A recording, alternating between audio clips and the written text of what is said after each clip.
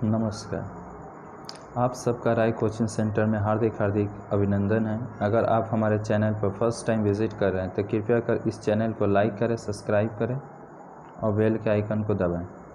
ठीक, आज हम लोग लाइफ साइंस के अंतर्गत पादप हार्मोन के बारे में पढ़ने जा रहे हैं। ठीक, पादप हार्मोन के बारे में बतलाया गया है कि पादप हार्मोन वे एक जटिल कार्बनिक यौगिक हैं जो पौधे के किसी एक भाग में विशिष्ट मेटाबॉलिक क्रियाओं द्वारा निर्मित होकर अन्य भागों में स्थानांतरित हो जाते हैं।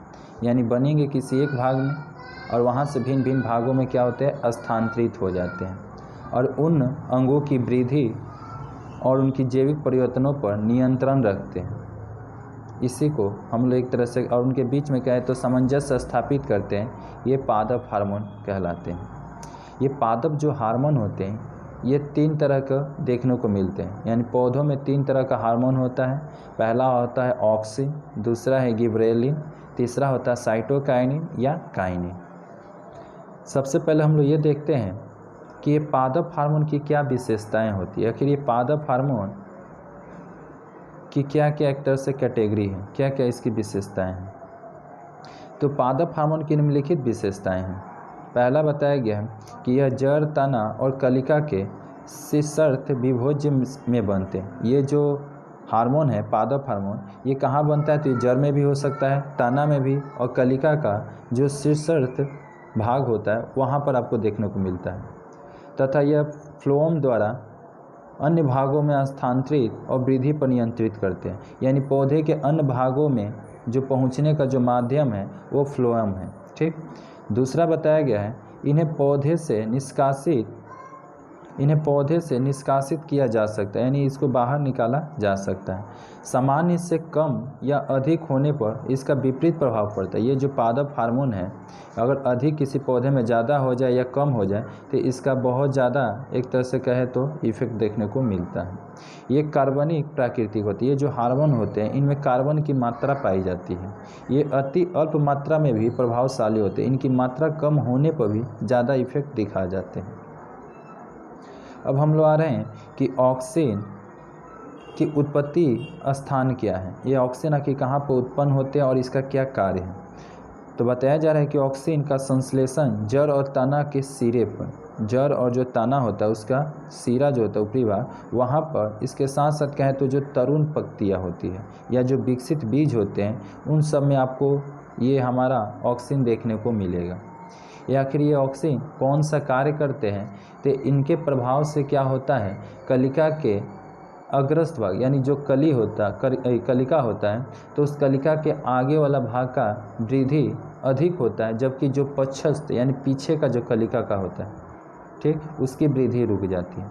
इसके प्रभाव से बताया जाता है कि तने का कटे भाग जो तना होता है उस तने के कटे भाग से एक तरह से जड़ें शीघ्र निकलती हैं।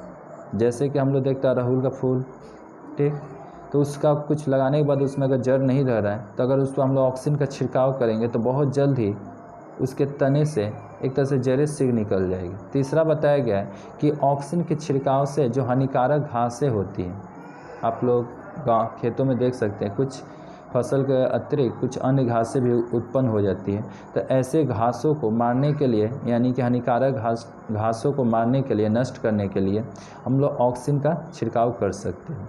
यह फलों और पत्तियों को समय से पूर्व गिरने से रोकता है। हम लोग देखते हैं कि बहुत बार कुछ फल या फूल जो होते हैं समय से पहले गिर जाते हैं, उनको रोकने के लिए भी हम लोग ऑक्सीजन का छिड़काव कर सकते हैं। इसके प्रभाव से जो कोशिकाएं होती हैं वह लंबी हो जाती हैं। कोशिकाएं जो एक तरह से कहें तो सजीवों की सबसे छोटी और क्रियात्मक और रचनात्मक इकाई है, वो एक तरह से लंबी हो जाती है। यह फलों की वृद्धि में सहायक करता है। यानी फलों का जो वृद्धि है उसमें सहायता करता है और इसके उपयोग से बीज रहित फल उत्पन्न किए जाते हैं। यानी बिना बीज का फल उत्पन्न किया जा सकता है। इसी को हम लोग अनिषेक फलन कहते हैं। यह हमारा ऑक्सीजन का कार्य था। दूसरा आते हैं हम लोग गिबरेलिन। तो गिबरेलिन का उत्पत्ति स्थान बताया गया है कि इसका संश्लेषण कोमल पत्तियाँ, जो कोमल पत्तियाँ होती है या जो विकसित भ्रूण होते हैं या अंकुरित बीज, जो भी अंकुरन धरते हैं, ठीक, या जड़ के सिरे आदि स्थानों पर आपको गिबरेलिन उत्पन्न होता है। ये आखिर क्या करता है, तो यह तने के पर्ण में सहायक करता है। तने के पर्ण यानी तने से जो पर्ण निकलने का कार्य होता है, ये हमारा गिबरेलिन के माध्यम से ही होता है। बीजों के अंकुरन में भी सहायक करता है। कुछ ऐसे बीज होते हैं जिनमें अंकुरन नहीं धरता है, उस बीजों में अंकुरन निकालने में जो सहायक होता है वो हमारा गिबरेलिन है। इसके साथ साथ क्या, इसके उपयोग से बीज रहित फल उत्पन्न किए जाते हैं, यानी बिना बीज का भी फल उत्पन्न किए जा सकते हैं। यह पुष्प और फल के आकार में वृद्धि करता है। जो पुष्प और जो फल के आकार में वृद्धि करने का काम जो है, ये हमारा गिबरेलिन का है।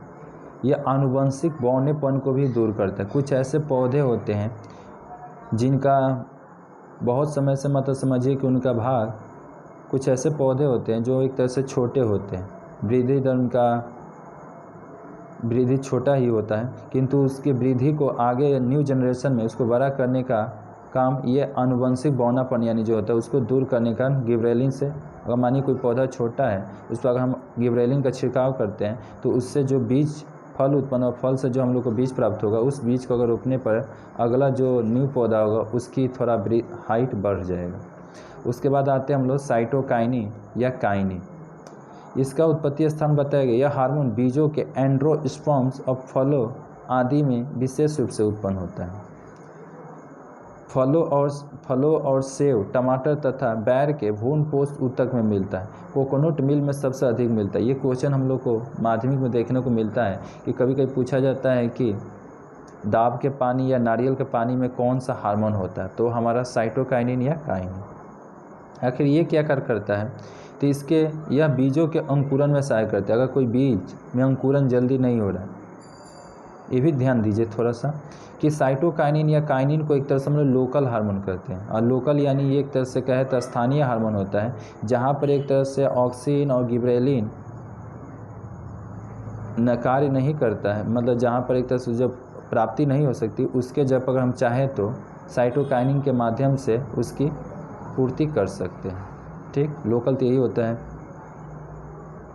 तो यहाँ बताया गया है कि यह बीजों के अंकुरन में सहायक होते हैं, यानी बीज में अगर अंकुरन नहीं होता है, हम लोग पहले ऊपर में भी पढ़े कि बीजों में अंकुरन करने का जो कार्य होता था वह एक तरह से कहे तो हमारे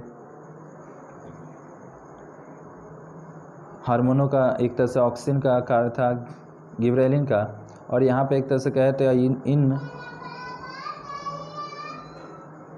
ये जो लोकल हार्मोन है ये भी हमारा कार्य करता है। उसके साथ साथ पश्व कलिका की वृद्धि को भी यह प्रारंभ करता है। यह कोशिका विभाजन की क्रिया को उत्तेजित करता है, कोशिका के विभाजन को भी उत्तेजित करता है। यह आरएनए के संश्लेषण में सहायक है और यह कोशिकाओं के दीर्घीकरण में भी सहायक होता है। धन्यवाद।